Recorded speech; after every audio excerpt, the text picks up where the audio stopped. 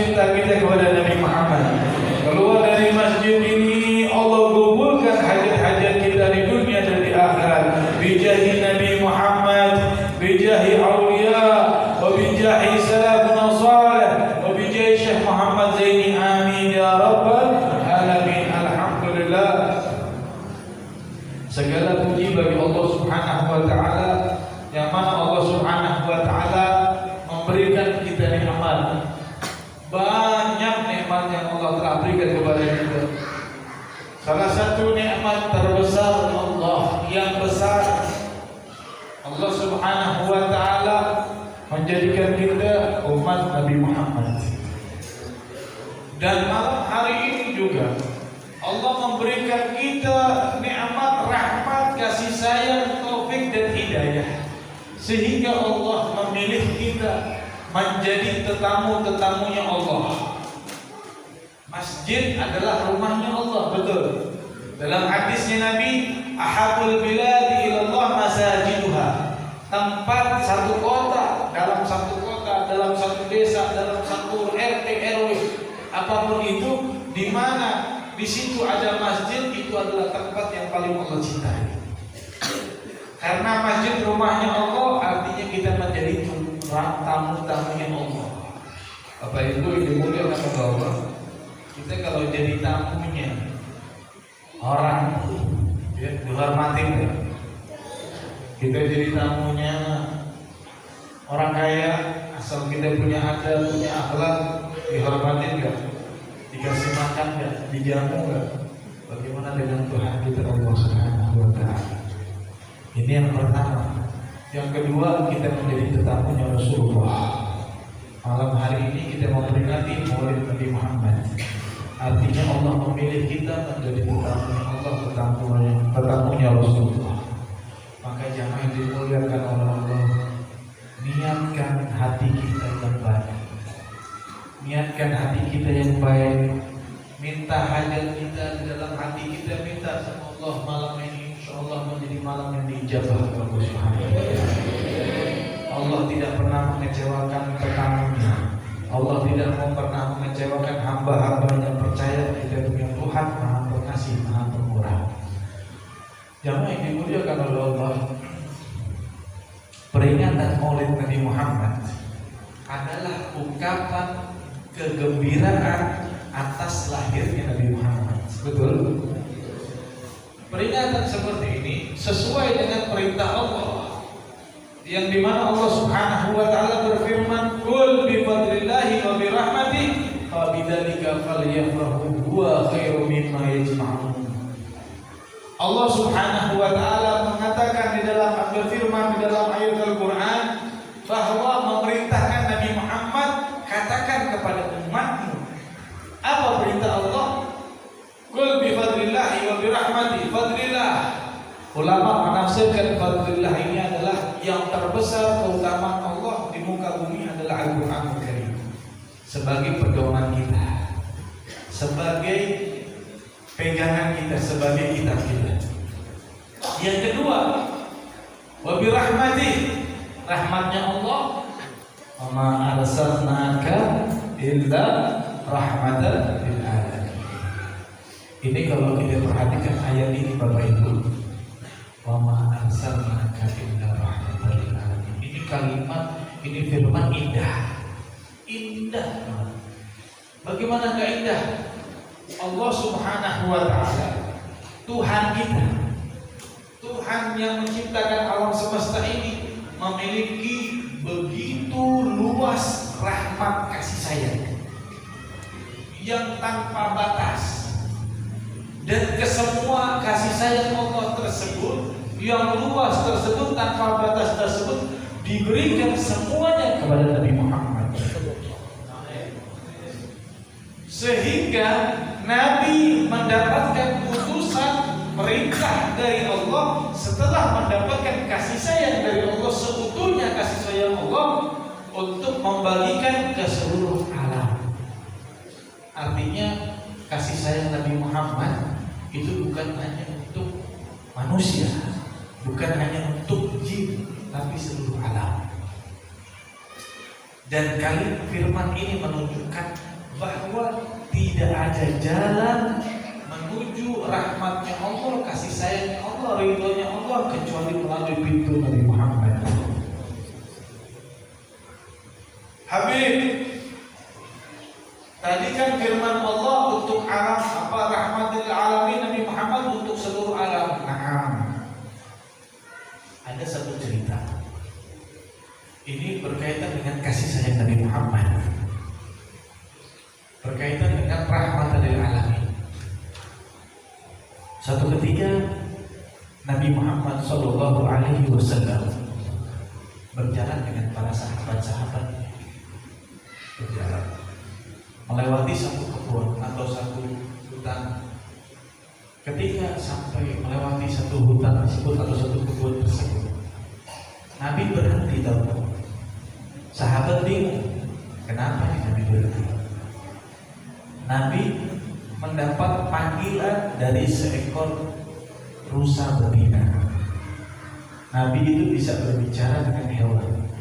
Seluruh mukjizat yang Allah berikan kepada nabi-nabi terdahulu diberikan sama Rasulullah. Nabi mendengar ada rusa betina meminta tolong kepada Rasulullah, sehingga Nabi mencari sumber tersebut, sehingga ditemukan satu ekor rusa perempuan dalam keadaan terikat bersama seorang badui yang ingin menangkap, yang sudah menangkapnya, ingin memotong dan memakannya.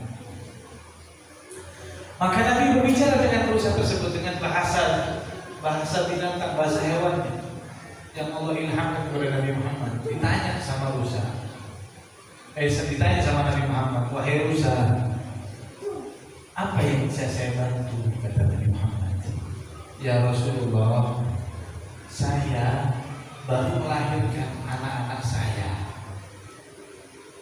tetapi ketika saya mau menyusui anak-anak saya, air ASI saya tidak keluar karena saya beberapa hari kelaparan, tidak ada makanan. Maka sehingga saya mengambil keputusan, saya ke kebun ini untuk memakan beberapa makanan sehingga supaya ASI saya keluar. Setelah ASI saya keluar, saya akan berikan makanan kepada anak-anak saya.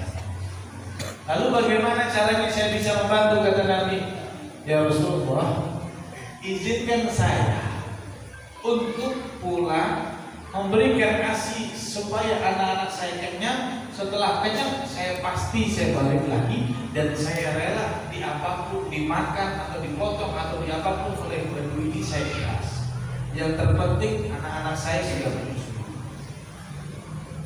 Maka Nabi bernegosiasi dengan badui. Wahai bulan, coba lepaskan ini rusa, nanti bakal balik lagi. Kira-kira percaya nggak? Rusa dilepas balik lagi? Hah? Iya enggak lah. Karena binatang, masa iya binatang dilepas balik lagi kecuali burung dara, betul? Ini rusa. Orang badui juga nggak percaya. Jangan aneh-aneh dah kalau bahasa binatang. Nggak mungkin namanya rusa dilepas balik lagi. Negosiasi nggak dapat, Nabi bilang begini saja, saya sebagai jaminan rusa tersebut, kalau dia nggak balik lagi, saya siap menjadi budakmu seumur hidup. Nabi Muhammad menjadi budak, siap menjadi budak karena berkorban untuk rusa. Maka orang badui ini orang ikhlas. Ya, kalau bahasa Betawi sakur kalau pendirian nggak bisa berubah. Ya udah, kalau memang engkau mau jadi jaminan, maka syarat yang pertama engkau harus saya ikat, karena tadi rusak diikat. Sebelum dia balik dan tidak akan aku lepaskan. Kalau sampai dia nggak balik lagi, engkau saya tarik ke rumah, saya seret ke rumah jadi budak saya selamanya. Kata Nabi, silakan. Nabi diikat. Untuk apa? Untuk berusaha. Rusa tersebut menangis melihat posisi Nabi menggantikannya. Dia lari pulang menuju ke anak-anak. Sampai di rumah tempatnya dia bilang kepada anak-anaknya, wahai anak-anakku, susu sekarang kamu cepat-cepat susu saya sampai kenyang, sampai kamu kenyang. Karena sekarang Rasulullah sebagai jaminan, kalau saya nggak buru-buru balik, Rasulullah akan ditangkap menjadikan budak. Maka saya akan balik lagi, saya akan dipotong, saya diapakan, saya ikhlas, yang penting kamu kenyang.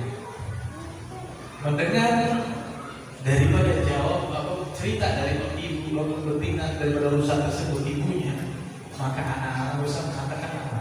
Wahai ibuku, lebih baik saya mati kelaparan daripada Rasulullah menjadi jaminan.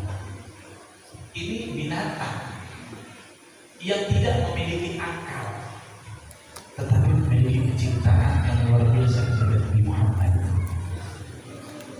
Maka rusa tersebut menangis, balik lagi datang kepada Nabi Muhammad, balik lagi dalam keadaan menangis.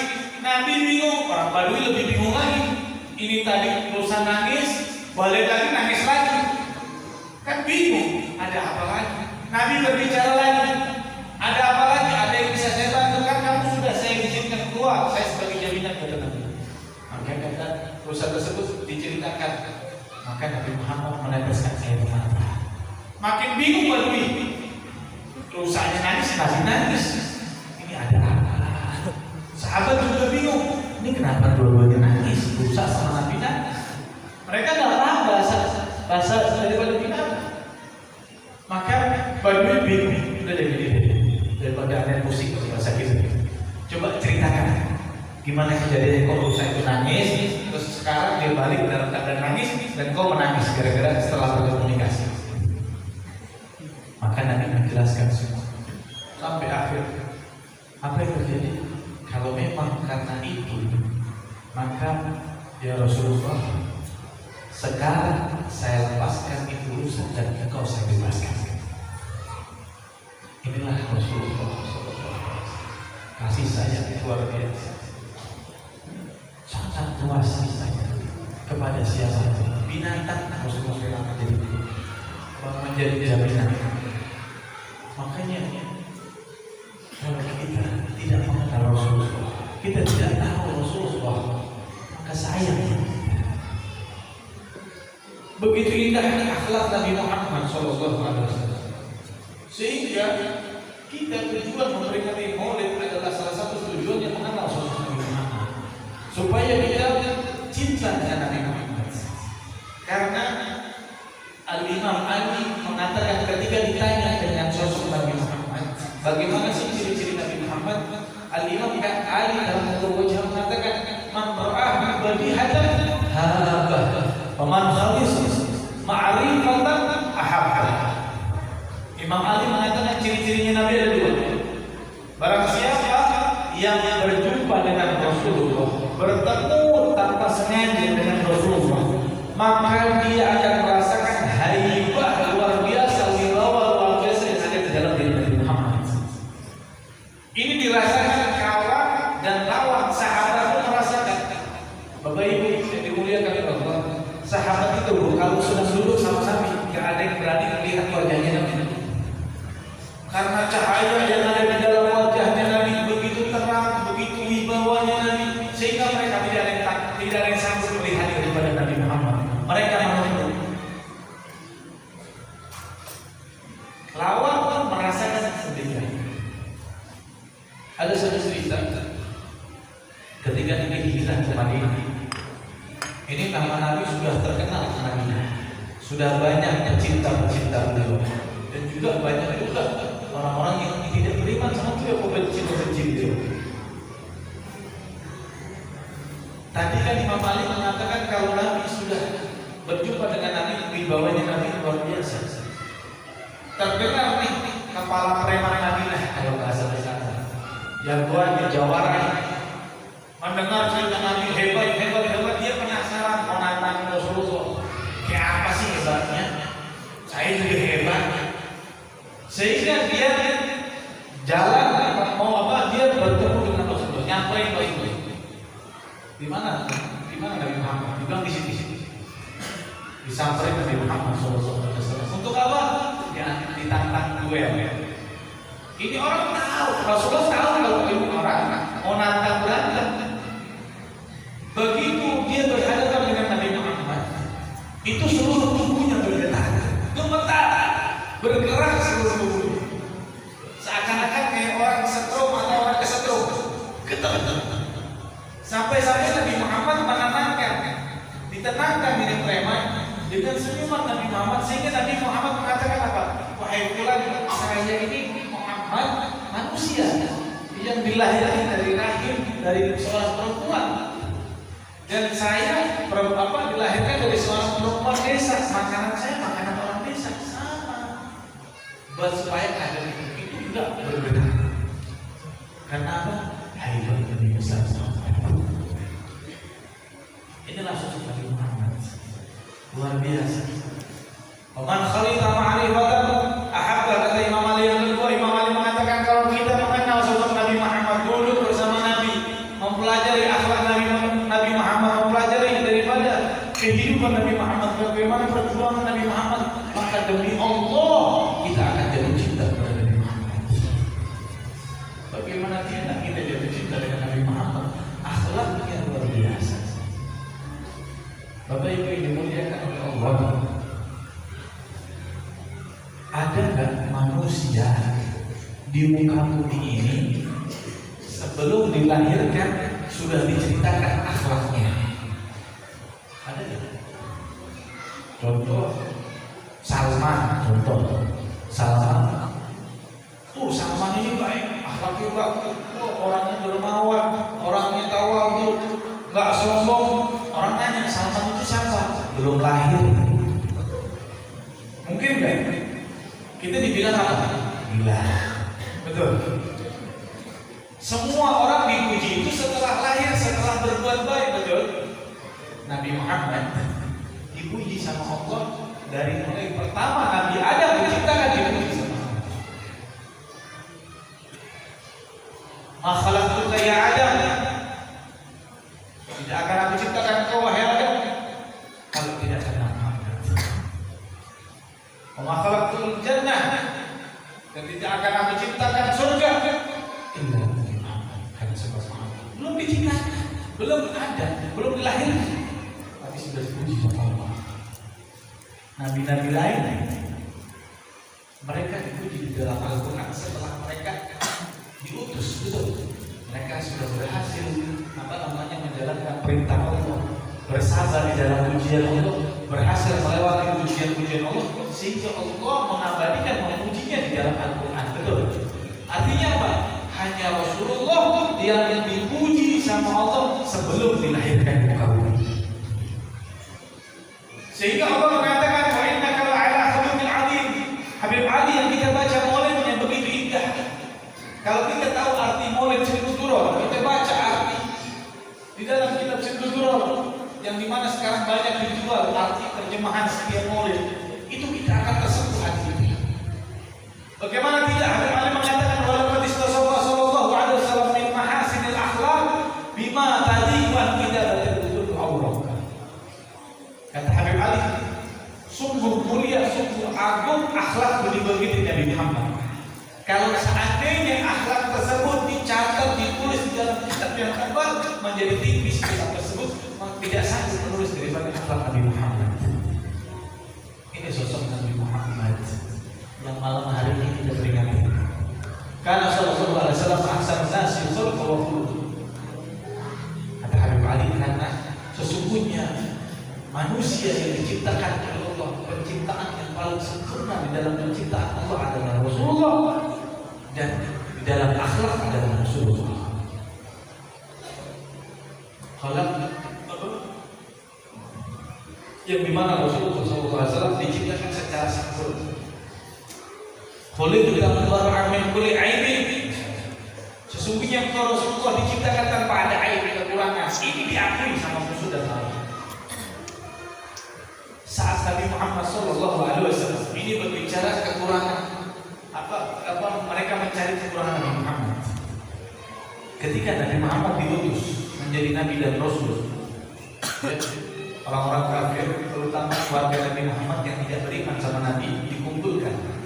Abu Lahab dan Ubay dikumpulkan dengan mereka. Kita diskusi. Ya, siap. Apa diskusinya? Cari kesalahan Muhammad dari lahir sampai sekarang. Abu Lahab dipikir-pikir mulai lahir, gak ada. Semua terdiam.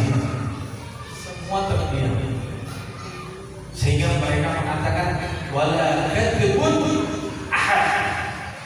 Walaupun cuma berbohong sekali tidak pernah tamat. Ini sosok Muhammad. Tidak ada jeleknya, tidak ada kekurangan. Sungguh pada berbicara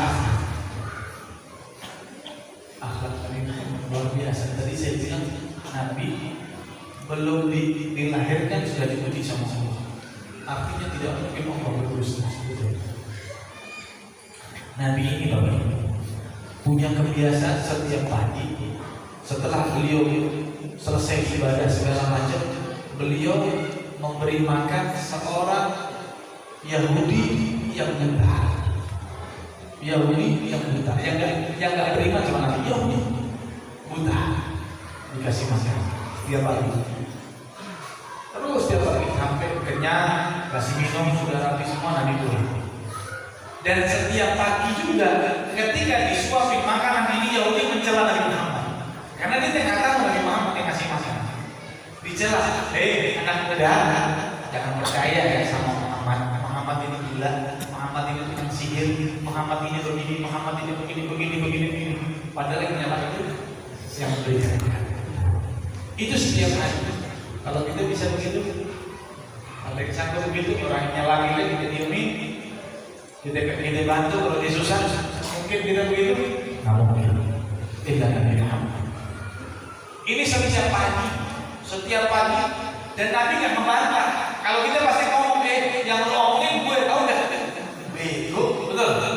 Kalau bahasa Jakarta, lo ngatain gue ngasih makan apa lo? Kalau orang Jakarta bilang begitu. Pian ini nggak tahu diri. Ulun yang ngasih makan, sedikit. Nabi nggak membalas. Nabi bilang iya. Padahal ini jalan Nabi Muhammad. Sehingga saat Nabi Muhammad wafat, ini orang bingung. Ini biasanya setiap pagi ada yang ngasih makan, kok nggak ada, ditunggu sampai siang nggak ada, besoknya nggak ada. Ini mulai kelaparan.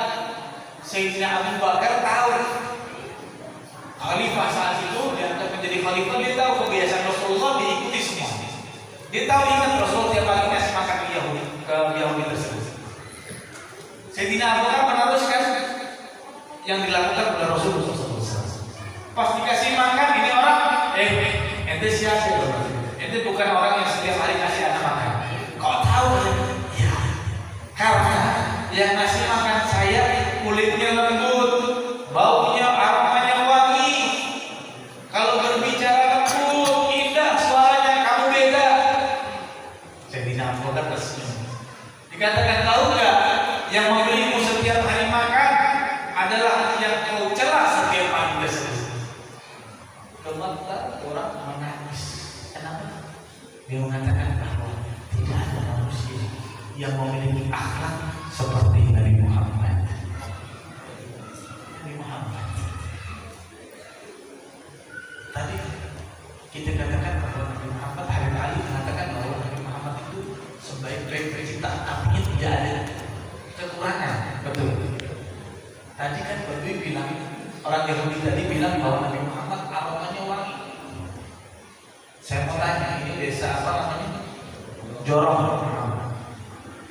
Ada nggak orang Jorong yang keringatnya wangi? Kalau ada, saya kasih 1 juta, guys. Ya, nggak? Betul? Nggak ada. Mau Habib, mau Kiai, mau guru, kalau namanya keringat mau orang soleh tetap artinya keringat itu manusiawi. Kalau itu betul. Bagaimana keadaan Nabi Muhammad keringatnya? Habib Ali mengatakan, "Wa min nasri tibi ta'awul qulub wal manazil." Kalau Nabi Muhammad lewat di satu jalan, maka jalan tersebut aromanya berhari-hari tidak hilang. Kalau Nabi Muhammad masuk ke dalam satu rumah tersebut nggak perlu pakai jemur, nggak perlu pakai kahwin, wanginya berhari-hari tidak hilang. Ada satu cerita menarik tentang keringat Nabi Muhammad SAW. Satu ketika ada anak muda nih,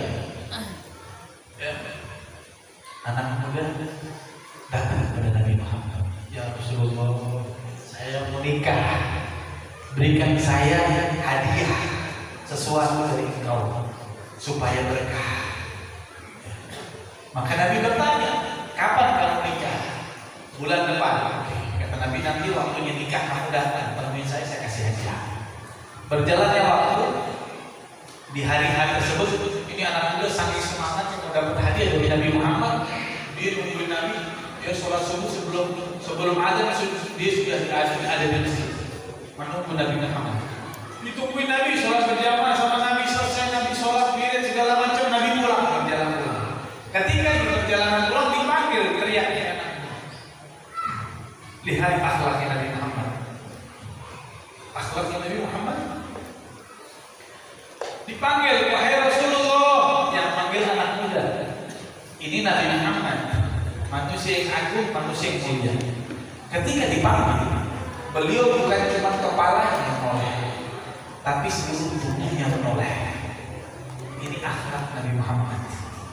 Jadi bagian daripada akhlak, kalau kita dipanggil, usahakan bukan cuma kepala yang menoleh, tapi seluruh tubuh. Ini penghormatan, ini akhlak. Ada yang seperti Nabi Muhammad. Dipanggil menoleh. Ketika menoleh, Nabi bertanya, ada apa? Ada yang bisa saya bantu? Kata pemuda tersebut, ya Rasulullah, engkau pernah janji bahwa engkau akan memberikan aku hadiah ketika saya mau nikah. Nanti sebentar lagi saya mau nikah. Maka kata Nabi, ayo ikut ke rumah. Sampai di rumahnya Nabi bilang, kamu duduk sebentar ya, saya masuk ke kamar, nanti tunggu saya keluar, jangan kemana-mana, nanti saya kasih hadiah. Ini anak muda nurutin, mendapat hadiah dari Nabi Muhammad Sallallahu Alaihi Wasallam. Tungguin tak keluar-keluar, Nabi ditutup kamarnya lagi. Belum keluar, duduk lagi.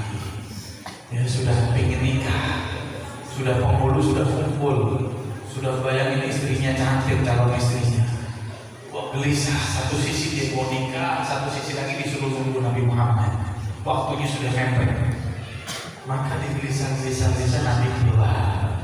Alhamdulillah, jadi nikah juga saya. Keluar membawa botol kaca, itu botol minyak. Ya, kata Nabi, ini hadiah dari saya. Kamu pulang, ya, kamu mandi, olesin sedikit aja, terus kamu nikah. Sangat dapat hadiah dari Nabi Muhammad Sallallahu Alaihi Wasallam. Berkah. Kita aja kalau dapat dari orang soleh sama sekali. Apalagi dari Nabi Muhammad Sallallahu Alaihi Wasallam. Pulang dilari mandi, selesai mandi diolesin sedikit minyak wangi. Ya. Mau ditaruh dimikir, ini kalau saya taruh hilang diambil orang. Kenapa bekasnya Nabi Muhammad? Betul, banyak yang mau daripada hilang. Mendingan saya siramin semua ya. Rugi, betul. Nah, ini daripada hilang diambil orang. Disiram ini minyak wangi yang dikasih Nabi Muhammad SAW. Nikah dia. Tahu apa yang terjadi? Ketika dia keluar di dalam acara pernikahannya, itu wanginya satu kota Madinah. Satu kota Madinah. Ada nggak minyak wangi yang membuat wangi satu kota? Tidak akan ketemu. Satu kota tidak akan ketemu. Satu RT aja berat, betul. Apalagi satu kota. Viral kalau sekarang. Wah, jadi artis dadakan anak muda. Wangi sampai anak muda dapat gelar laki-laki yang paling wangi. Sehingga orang pada tanya, dapat minyak wangi dari siapa sih sampai wanginya satu Madinah ini terus wangi. Dia bilang, saya nggak tahu, saya dapat dari Rasulullah. Minyak wanginya apa? Nggak tahu. Coba tanya ini Rasulullah. Datang kepada Nabi Muhammad Sallallahu Alaihi Wasallam. Ya Rasulullah, saya viral. Ya kalau sekarang saya jadi artis dadakan, kata Nabi. Kenapa? Iya, gara-gara saya kasih, saya siram semua minyak wangi dari antum, ya, sehingga wangi satu kota Madinah. Nabi tersebut. Terus orang pada tanya sama saya, wangi itu dari minyak wangi apa? Mereknya apa? Nabi tersebut. Kamu pengen tahu ya? Saya waktu di rumah, saya masuk ke kamar, betul kan? Saya tutup rapat-rapat. Bayangkan 1400 tahun nggak ada AC, betul. Saya tutup rapat-rapat, saya di kamar, saya nungguin saja supaya keluar keringat. Begitu keluarganya saya tampung, nah itu keringat saya. Keringatnya Nabi satu kota Madinah. Keringatnya Habib ada yang ngomong. Ada yang ngomong. Boleh keringat beliau? Ya ada. Betul. Ini sudah Nabi Muhammad. Luar biasa keringatnya bikin satu kota Madinah menjadi wangi. Ada jadi akhlak Nabi Muhammad. Terakhir kita cerita waktu sudah sangat sudah ya. Lanjut apa sudah? Lanjut lagi. Ini baru keringat, belum rambut, belum tangan, belum kakinya Nabi. Nah, bisa sampai subuh nggak selesai. Kalau rambut aja sudah jam berapa ini sekarang? Setengah 11 ya. Baru keringat aja sudah setengah 11 nanti. Insya Allah ya biar saya sambil lagi tahun depan saya ceritain rambutnya. Biar penasaran. Ya. Kalau disitu semua rugi nanti saya dipanggil lagi. Ya. Saya cerita akhlak buat ini semua pegangan. Nabi Muhammad diuji akhlaknya beliau. Kita tahu semua saat Nabi Muhammad berdakwah di kota Taif, betul? Bagaimana perilaku orang Taif? Bencinya luar biasa. Nabi datang, kalau saya tadi datang disambut, masya Allah sama Habib mau disambut, Habib ahlan bersama, masya Allah. Saya masuk di sini banyak yang salaman sama saya. Nabi ketika masuk di Taif, Nabi dilempar, kotoran, dicaci maki, dihina, bahkan yang lebih kejamnya lagi mereka melepaskan seluruh orang gila untuk menyerang Nabi Muhammad. Dahsyatnya tersebut, perbuatan tersebut, Nabi melempar batu, mereka melempar batu orang penduduk Taif kena keningnya Nabi Muhammad, kening yang suci, kening yang penuh dengan cahaya, kening yang selalu bersujud mendoakan umatnya, terkena tergores. Nabi manusia biasa, punya darah, betul. Tapi bukan manusia seperti manusia biasa. Bashar. Sehingga darah tersebut keluar dari kening beliau. Begitu keluar, tahu apa yang dilakukan oleh Nabi? Ditahan darah tersebut. Sahabat bertanya, ya Rasulullah, kenapa kau tahan darah tersebut? Kata Nabi Muhammad, kalau seandainya darah ini menetes ke muka bumi ini, demi Allah, bumi akan murka akibat darah suci menetes akibat perbuatan mereka. Dan ketika bumi murka, aku tidak sanggup menahan daripada amarah bumi tersebut. Hancur orang Taif. Nabi Muhammad dihina, dilempari kotoran, masih nggak mau mereka diturunkan azab oleh Allah Subhanahu wa Ta'ala. Datang lagi malaikat, wahai Rasulullah, dia melempar batu ya Rasulullah, izinkan saya melempar gunung kepada mereka. Bayangin kalau gunung dilempar, bagaimana jadi? Habis betul. Apa kata Nabi? Lihat doanya Nabi. Ketika mendapat tawaran dari malaikat-malaikat ini, gak punya nafsu, melihat perilaku orang-orang Taif, dia bisa marah. Artinya apa? Melampaui batas. Bisa bayangkan melampaui batas. Sehingga kata Nabi apa? Ya Allah, Allahumma hdi qaumi fa innahum la ya'lamun. Lihat bahasanya Nabi, doanya kepada Allah. Ya Allah, berikan hidayah kepada kaum. Pertanyaannya, dia beriman sama Nabi enggak? Dia mencela Nabi enggak? Dia memusuhi Nabi enggak? Nabi masih mengatakan apa? Umatku. Ada orang seperti Nabi Muhammad. Kita ini dicaci maki, dihina, terus kita bilang dia saudaraku. Bisa. Tiap hari nyaci maki kita, tiap hari pukulin kita. Ini orang baik saudara saya. Nabi Muhammad apa katanya? Ya Allah, berikan hidayah kepada kaum. Masih disebut kaum. Kalimat doa keduanya Nabi Muhammad luar biasa. Fa innahum la ya'lamun, kata Nabi. Kenapa? Nabi mengatakan bahwa sesungguhnya mereka tidak mengenalku, tidak mengetahui aku, tidak mengenal Engkau ya Allah. Kenapa Nabi bilang seperti itu? Supaya Allah tidak menurunkan bala, tidak menurunkan menghancurkan mereka. Ini alasan Nabi Muhammad kepada Allah, supaya Allah tidak murka sehingga menghancurkan mereka. Karena Nabi di dalam hatinya menginginkan kalau mereka tidak beriman, mereka masih berharap keturunan Nabi masih berharap keturunan mereka beriman kepada Nabi Muhammad. Bapak Ibu yang dimuliakan oleh Allah, setiap Nabi dari mulai Nabi Adam sampai Nabi Isa alaihissalam, ketika umatnya melampaui batas, Nabi tersebut berdoa sama Allah untuk dihancurkan umatnya. Betul? Betul? Nabi Musa ketika Fir'aun melampaui batas dengan pasukan-pasukan yang ingin membantai Nabi Musa, Nabi Musa berdoa sama Allah, ya Allah hancurkan Fir'aun bersama kawan-kawan. Hancur. Nabi Nuh ketika berdakwah ratusan tahun, ribuan tahun, tidak ada satu titik sedikit hanya yang beriman kepada Nabi Nuh. Anaknya tidak beriman sama Nabi Nuh, semuanya tidak beriman sama Nabi Nuh. Nabi Nuh berdoa sama Allah, ya Allah hancurkan mereka, sehingga Allah bikin bumi tenggelam. Itu diriwayatkan saat itu hujan selama 1 tahun, 1 tahun full hujan, sehingga bumi itu hancur, tenggelam, kecuali orang yang bersama Nabi Nuh di perahu yang tersebut, di kapal Nabi Nuh. Semua orang ketika mendapatkan perilaku yang melampaui batas, mereka berdoa untuk dihancurkan. Nabi Muhammad tidak.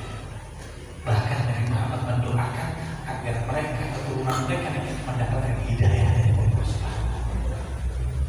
Kalau sama orang yang tidak beriman saja, Nabi Muhammad cintanya luar biasa. Begitu mulianya Nabi Muhammad, bagaimana dengan kita kepada umat Nabi Muhammad? Bagaimana dengan keadaan kita yang beriman dengan Nabi Muhammad? Makanya ada mengatakan bahwa usahum bil mu'minina ilman wa rifqa. Sesungguhnya Nabi Muhammad itu selalu terdepan di dalam kepentingan umatnya, di dalam urusan umatnya, di dalam apapun demi umatnya. Nabi Muhammad terdepan.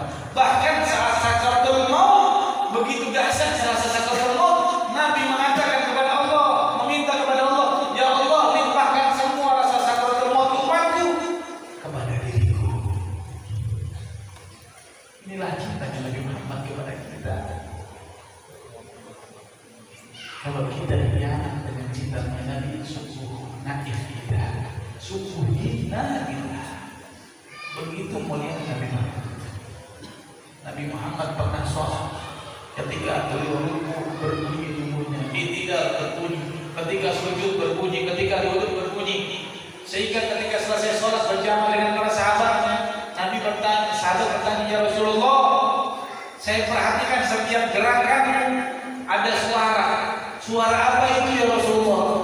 Nabi menunjukkan, wahai sahabatku, ini di perutku ada 3 buah batu yang aku ikat. 1 batu menunjukkan saya tidak makan satu hari. Artinya Nabi Muhammad 3 hari tidak makan, 3 malam. Mendengar jawaban Nabi Muhammad, sahabat menangis. Ya Rasulullah, kalau cuma makan saya siap. Ya Rasulullah, saya orang miskin. Kalau makanan saya rela istri saya kelaparan, anak saya mati kelaparan. Yang penting jangan buka kelaparan. Nabi tersenyum melihat begitu cintanya sahabat Nabi kepada Nabi Muhammad. Apa jawaban Nabi? Biarkan wahai sahabatku, saya kelaparan 3 hari 3 malam. Ini sebagai tebusan saya kepada Allah, sehingga Allah, saya berharap kepada Allah, Allah tidak jadikan satupun umatku yang merasakan kelaparan 3 hari 3 malam. Makanya sesusah apapun umat Nabi Muhammad, semiskin apapun, tidak mungkin 3 hari 3 malam tidak makan. Pasti makan, walaupun makanan basi, makanan busuk atau sisa makanan, pasti makan. Kenapa?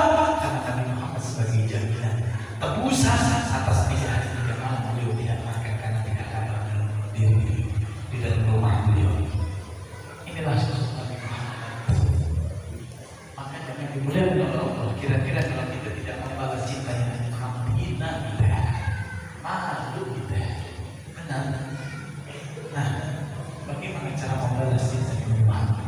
Walaupun tidak akan terbatas cinta kita untuk Nabi Muhammad sedikit pun. Dikatakan kalau seandainya kita mau membalas kebaikan Nabi Muhammad kepada kita, kita berjalan dari rumah kita dengan kelopak mata kita menuju Madinah, maka Nabi Muhammad dengan kedua kelopak mata kita, maka tidak akan bisa membalas jasa. Tapi minimal kita memiliki senyum Nabi Muhammad. Betul. Bagaimana hadir cara membuat senyum Nabi Muhammad? Ikuti Nabi Muhammad, ikuti akhlak Nabi Muhammad, hidupkan sunnah-sunnah Nabi Muhammad. Bayangkan Bapak Ibu yang dimuliakan Allah, jadikan renungan malam hari ini. Kalau kita membuat Nabi Muhammad tersenyum, akibat amal kita yang dilaporkan oleh malaikat, kita sholat malam, kita sholat berjamaah, kita ibadah jalannya sunnah Nabi, taat kepada orang tua, taat sama guru, kita tidak pelit di dalam harta kita, di dalam kedermawan kita dermawan, membantu sesama, maka Nabi tersenyum. Bayangnya kalau Nabi tersenyum di hadapan kita. Renungkan, kalau Nabi senyum di hadapan kita, walaupun kita misal tidak melihat, bagaimana keadaan Allah yang melihat Nabi-Nya tersenyum akibat perilaku daripada kita. Kita bisa bayangkan Allah bagaimana sayangnya sama kita. Kenapa? Otomatis Allah cinta. Kenapa? Nabi Muhammad tersenyum kekasih-kasih. Betul. Contoh kita, orang yang baik sama istri, sama orang yang kita cintai, kita kan juga cinta sama dia, betul.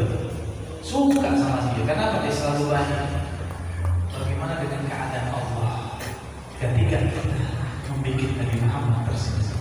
Makanya Allah menyatakan di dalam ayat Al-Quran, Inna awliya Allah la khaufun alaihim wa la hum yahzanun. Bagaimana mungkin kekasih Allah merasa sedih, merasa takut, sedangkan setiap hari beliau membuat Nabi Muhammad tersenyum. Sedangkan setiap detik beliau habiskan waktunya untuk Nabi Muhammad. Setiap hari dia waktukan habisnya untuk berdakwah, untuk menyampaikan ilmu Nabi Muhammad, untuk menyampaikan ajaran Nabi Muhammad. Tidak mungkin Allah bikin mereka sedih.